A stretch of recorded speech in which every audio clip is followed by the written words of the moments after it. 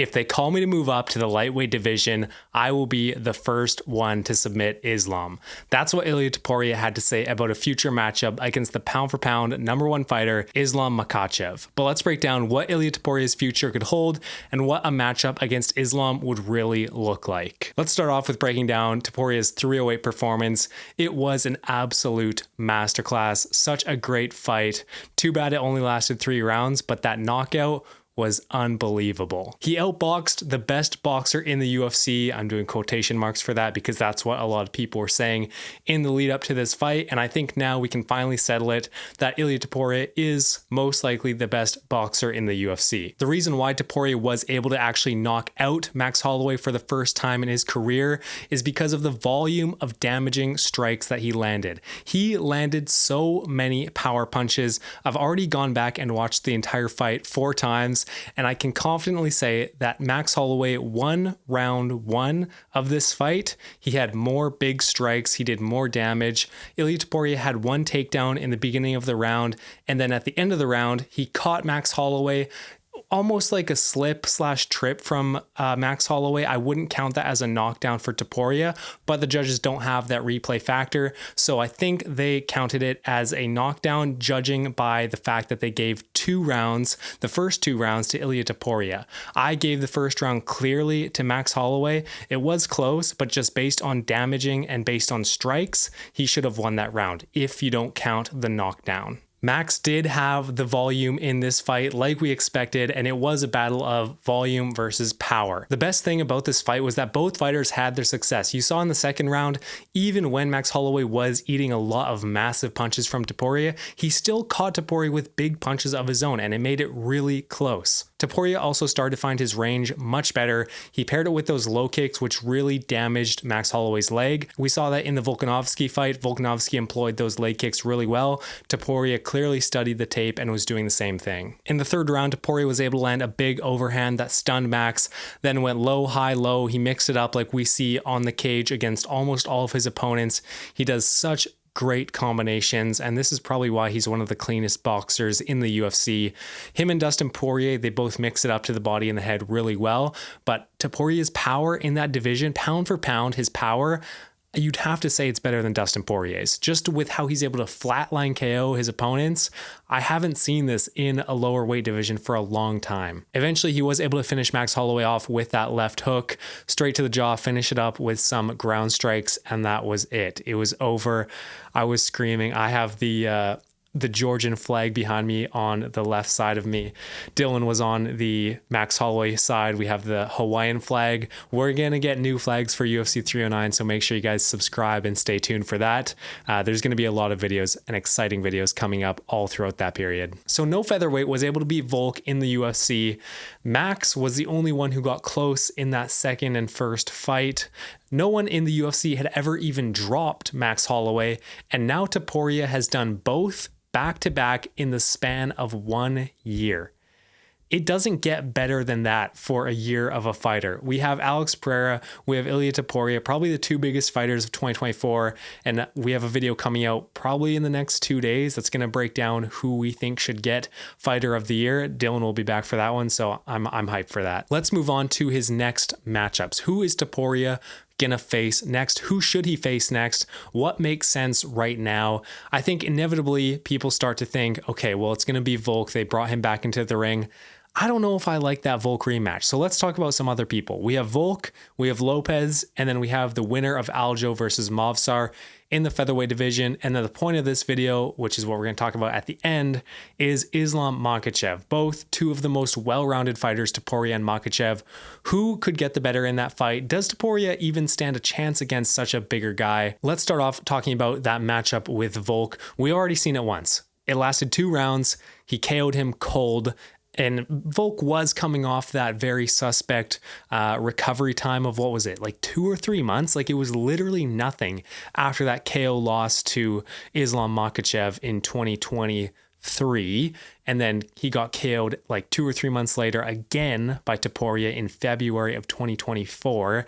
And now he's finally taking a layoff, and it looks like it's going to be quite a long layoff again because he had to wait for that Max and Topuria fight. Now he's going to wait again till Topuria is ready to come back. Topuria said he's doing it on his time. He wants to go back to Spain, Madrid. It makes sense. The UFC should book that fight in Spain. It would be an absolute super fight for Topuria. It would just be absolutely unreal. But does it make sense for Volk to get that fight in Spain? On one hand, he was the most dominant featherweight champ for the last couple years, so you have to give him that respect. On the other hand, he's coming off a 1-3 record right now. He has one win, that being Yair Rodriguez, after a couple losses to Islam, which again, pound for pound #1 fighter, you can't really fault him for that. And then that loss to Topuria earlier this year. So he's had a bit of a rough streak. I would personally like to see him come back against someone like, let's say, the winner of Movsar versus Aljo. Then he can go out there and prove that he still has it. He's still that #1 contender in featherweight. And I think that gives more of a storyline. The storyline right now going into a rematch of Topuria versus Volk is that Topuria just KO'd Volk. Topuria just KO'd Max, which Volk had never been able to do in 75 minutes. And now Volk's going to get a rematch with pretty much nothing changed. He hasn't gotten another win since then. He's had more recovery time. Fair enough. Is his chin going to improve? No, it's not. It's not going to improve. Like, we just have to be real with ourselves. As much as we love Volk, his chin is not going to improve from what it used to be. Early predictions on a Topuria versus Volk rematch, I think it probably goes largely the same as Topuria's fights. He finds his range and his distance in the first fight. He is hittable, in the first round. He is hittable in that first round. And then when he closes that distance with someone like Volkanovski with a suspect chin, it's going to be over pretty fast. Some of the shots that Max Holloway was eating in their fight, Topuria versus Max, that would have KO'd Volk way earlier. Volk would have been out of there within 2 rounds again. So I'm just worried for that fight. What I would prefer to see is I'd prefer to see someone new, a new storyline, Diego Lopes versus Ilia Topuria in 2025. Someone who also speaks Spanish. Imagine the hype and the buildup that Diego Lopes and Ilia Topuria would be able to create in Spain, a Spanish-speaking country. Like, it just makes sense. You have to make that matchup. I really hope Lopes doesn't take some short notice or really difficult fight other than Topuria in the near future, because if he does and he loses, then he's knocked back down a little. He is one of those guys where the UFC would just want to give him a title shot regardless of the circumstances, but right now he is perfectly set up for a title shot. So I would love to see him fight. I don't want to say wait and limit your opportunities, but at the same time, it's tempting to wait for a featherweight belt, right? Like, you want that Topuria fight. I just spilled water on myself, so ignore that. But let's keep going. Let's talk about that matchup with Lopes. How would that matchup with Lopes actually go if they were able to make it happen in Spain? I think it would be pretty close in the first round. I think Topuria is very hittable. We've seen that in his fights. We've seen that with Max. Max was able to find the jab on him quite a lot. With those straight punches get through quite a bit. And Lopes, we know in his previous fights, he's wild. He's a wild striker. He comes out guns blazing, which is good if you're going up against a guy like Topuria, who's most vulnerable in those probably first 2 minutes of a round. Lopes is also extremely well versed in jiu-jitsu and on the ground, so Topuria wouldn't have that advantage like he had over Max Holloway. I think he does still have quite a bit of an advantage in wrestling in terms of just strength in that clinch situation. Lopes, I wouldn't really give the edge in that, but submission game, I would definitely give the edge to Lopes. But it's tough though. You look at Topuria's early career, all of his wins coming by submission. I believe 8 wins out of his 16 total wins are by submission. So 50% of his wins are by submission. That's more than he has by KO. He just hasn't really showcased it in the UFC yet, which is higher level competition. So it's tough to say how it would stack up against someone like Diego Lopes. But in terms of the striking, come on, Lopes leaves himself open for big strikes. I don't think he'd be able to compete on the feet if it went past 1 round. Even if it didn't go past 1 round, you'd have to favor Topuria finding a knockout relatively quickly, like within 3 rounds. Now let's talk about the winner of Aljo versus Movsar. They might need one more fight to get into that title conversation, get that title shot, but I do think that for some reason these guys would have actually the best possibility of getting a win over Topuria. And I've said this before, it's because they're not gonna bother striking with him. They know that they're gonna lose that battle, so they're not even gonna try. They're not gonna strike with him like Max did. They're not gonna strike with him like Volk did, not like Josh Emmett. Even Bryce Mitchell struck with him.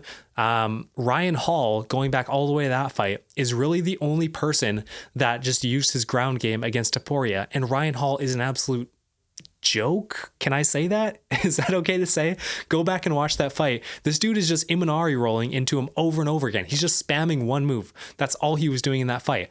And eventually Topuria was able to just hammer fist him to death. Well, not to death, YouTube, I was kidding. So someone like Aljo or Movsar who have very strong ground game. Aljo more on that jiu-jitsu. He's a black belt, a legit black belt. Movsar very strong in wrestling. I think those pose a bigger challenge to Topuria just because we haven't seen him face that type of competition on the ground in the UFC yet. He was able to submit Bryce Mitchell, but I don't think Bryce Mitchell's quite on the same level as those top competition guys. So that's going to be an intriguing matchup. How do I see it going? Let's be real, Topuria looks really dominant right now. He's probably the most well-rounded fighter right behind Islam, which is why that's an intriguing matchup. So I'd have to favor Topuria slightly, but it really depends on what we see in this Aljo versus Movsar fight. It's going to be an interesting one. Finally, let's talk about what this video is all about. How does Topuria stack up against Islam Makhachev if Topuria was to move up a division? It would be a beautiful matchup. They are both just extremely well-rounded, truly mixed martial artists. It's probably the biggest super fight you could make in like 2 years' time if both of them keep going undefeated. It would be without a doubt the biggest fight you could make, actually. There is no competition except for a John Jones, Tom Aspinall, which, let's be real, that ain't happening. For Topuria's strengths in this matchup, he obviously has that well-rounded grappling ability. He has the power. I would say even if he moved up to lightweight, he would have much more power advantage over Islam Makhachev. Makhachev hasn't really KO'd anyone with strikes other than that head kick to Volkanovski. I'm talking like punching, volume punching. I'm trying to remember the last one he had. I don't know. Someone let me know in the comments. Maybe I'm missing something. Anyways, let's move down the list. Boxing. Obviously, Topuria's boxing is unmatched. His body shots are unbelievable. But so is Islam Makhachev's. But we're going to get to Makhachev's strengths after this. I'm getting ahead of myself. His ability to close the distance is absolutely unbelievable as well. But with someone like Islam Makhachev, you're going to have to watch out for those takedowns. So if he's busy closing the distance, that might leave him open to a big takedown threat from Makhachev. His chin is very strong. We saw him get just head kicked straight wrapped around the side of his head by Jai Herbert, and he recovered really well and then KO'd him later. We saw him eat big punches from Max Holloway, which didn't even stun him. So his chin is tested and it's held up thus far. I don't think the chin would be an issue in a fight against Makhachev. He's in his prime. He's 27. He's always improving. I think that's a big factor you have to take into this. Both Islam and Topuria going into a fight, let's say 1.5 years down the road, would be in their primes, which is what makes these matchups so exciting. It's what makes a good storyline. For Topuria's weaknesses, honestly, there isn't that many. What I have written down here is that he's hittable. We've seen in the Max fight, we've seen in the Volk fight, you can chop down his legs, you can hit him through the guard, you can head kick him for sure in that Jai Herbert fight. For the other weaknesses, he hasn't had to face a high-level wrestler in the UFC. In brackets, I have Bryce Mitchell, doesn't count, come on. Also, if he were to move into that lightweight division, he would be extremely short for that division. He's only about 5'7". So if you're going up against someone like Islam Makhachev, who is a massive lightweight, that's going to be a real issue. That size difference, the strength difference in the grappling. I mean, we saw Volk do pretty well against him, but he's a menace. He's a menace. So that's kind of the big undecided factor, I think. If I were to see Topuria versus Islam Makhachev, the biggest factor would be how is Topuria's grappling and wrestling going to stack up against Islam Makhachev's? That's probably the biggest unknown for me. For Makhachev's strengths, I have, obviously he's like a top 2 wrestler in the UFC. Him and Hamzat I have right up there. He's improved on his striking a lot. He is one of the most well-rounded fighters, if not the most well-rounded fighter now in the UFC. He's absolutely massive for 155. He'd have a massive size advantage on Topuria. He's also in his prime. He also has a game plan that's made by Khabib, which isn't talked about enough. That is just like a hack on its own. And he also has fight IQ. We've seen his fight IQ is extremely high. The way that he was able to get that sweep on Dustin Poirier, I don't know if he called it a sweep, but he grabbed that ankle, he swung him around, got the submission. What more can you ask for? For Makhachev's weaknesses, obviously there isn't a lot, but I do have a couple. He's not able to find submissions and as dominant on the ground as Khabib was in his prime. People compare him to Khabib. I mean, I get it. He is Khabib's prodigy in quotations, but he is not as dominant as Khabib on the ground. Let's just be real. He has weaker title defenses. He has 2 featherweight plus a broken hip Poirier. That's just what I have written down here. If you didn't know, Poirier just has horrible hips. He has no flexibility anymore, which kind of limits him. And then obviously the 2 featherweight, one of them was on short notice from Volk. The other one was a close decision from Volk. So those 2 fights, let's be real, the resume in terms of title defenses isn't the best from Makhachev. I'm not discrediting him. He's still the number 1 pound for pound fighter. I agree with that. But his resume, he hasn't fought a new up-and-comer, let's say. He hasn't fought a Jack Della Maddalena in a welterweight division. He hasn't fought a Shavkat Rakhmonov in a welterweight division. I know they're not the same divisions, but I'm comparing if Bilal Muhammad defends his belt against Shavkat, against JDM, against Ian Gary, all 3 big up-and-comers, those are more impressive to me than Islam Makhachev defending his belt against a featherweight twice and Dustin Poirier. Again, I'm not hating. I get he is the pound for pound number 1 and he's going to defend his belt, I think, against Arman next. And I believe that he can win that fight as well. I strongly believe that he will win that fight. So I'm not in any means doubting Islam Makhachev's skill, but his resume strength in terms of title defenses, you have to admit is not as strong as some of the other ones in the UFC. My final 2 weaknesses for Makhachev. He's willing to strike with strikers. We saw that in Poirier. Of course, he did take Poirier down a lot in that fight, but he is willing to box in the pocket with Poirier, and Poirier is a great boxer. So I think he would be willing to do the same with Topuria, at least to some extent. The game plan would obviously be still very wrestling heavy, but if Topuria is able to neutralize that wrestling, like we saw Dustin do a couple times, then Makhachev says, all right, let's strike. I'm willing to strike with you.